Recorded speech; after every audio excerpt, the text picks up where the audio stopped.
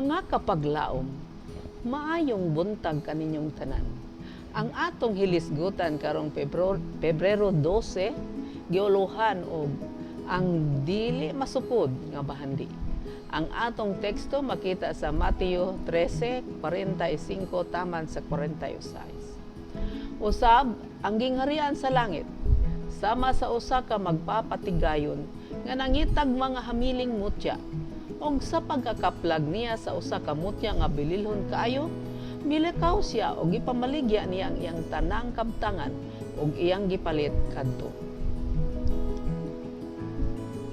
Kapaglaom, sa dihang gitandi ni Kristo ang gingharian sa langit ngadto sa perlas nga pagkabililhon pag-ayo, iyang gihandom nga giyahan ang matag usa ka tawo sa pagtamod ni adtong mutya labaw sa tanang butang.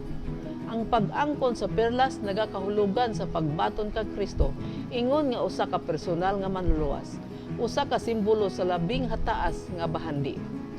Usa kini ka bahandi nga labaw sa tanang yutan-ong bahandi.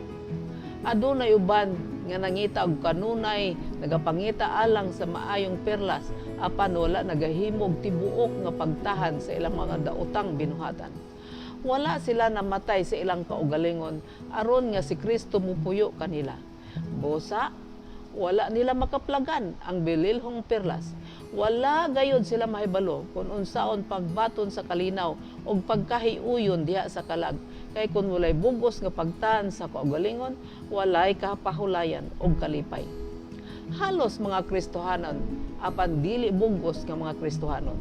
Sila sama nga duol sa gingharian sa langit, apan sila dili makasulod didto. Hapit apan dili hingpit nga naluwas. Nagapasabot nga dili hapit lang, apan hingpit gayud nga nawala. Sa sambingay sa magpapatigayon, gipakita nga gibaligi ang tanan niyang kabtangan aron maangkon ang usa ka perlas nga dakog bili. Kini nagapakita mas sa matahom nga representasyon ni atong nagahatag og dakong bili sa kamatuoran nga ilang gibiyaan ang tanan aron maangkon kini. Sila nagakupot pinaagi sa pagtuo sa kaluwasan nga gikahatag sa tawo sa pag-anto sa bugtong anak sa Dios. Ang pagkamatarong ni Kristo ingon putli, puti nga perlas, walay daot, walay sala, walay mansa. Wala binuhatan sa tao nga makapauswag sa dako og bililhong mga kamatuoran sa pulong sa Dios. Dili kini sala sagol sa kamatuoran og sayop. Dili kini usab sayop. Si Kristo andam sa pagdawat sa tanan nga modul kaniya sa matinud-anon. Apan dili siya mutugot bisag usa ka gamay nga pagkakaaron ingnon o pagkasaling kapaw o hypocrisy. Siya lamang ang atong paglaom. Siya ang atong sinugdanan o katapusan, o Alpha o Omega. Siya ang atong adlaw o atong panalipod. Ang atong kaalam o atong pagbalaan o atong pagkamatarong. Pinaagi lamang sa iyang pagkamatarong o sa iyang gahom nga ang atong mga kasing-kasing magapabilin adlaw-adlaw sa gugma sa Dios. Ang kaluwasan nga pinalit sa dugo, dili masukod nga bahandi, maoy perlas nga bililhon.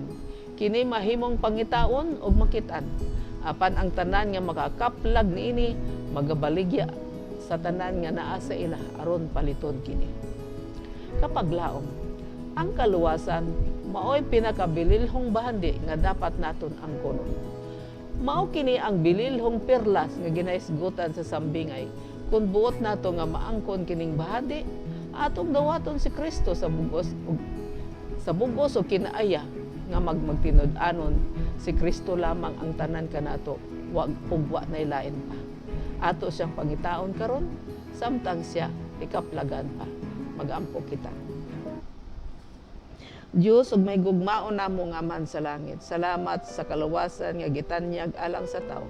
Kini mao'y pinakabililhong bahandi nga among maangkon ug salamat nga kami pinalit sa imong bugtong anak sa iyang dugo. Daon sa ka dili masukod sa imong bahandi nga gikatanyag kanamo. Salamat sa imong gugma o Dios.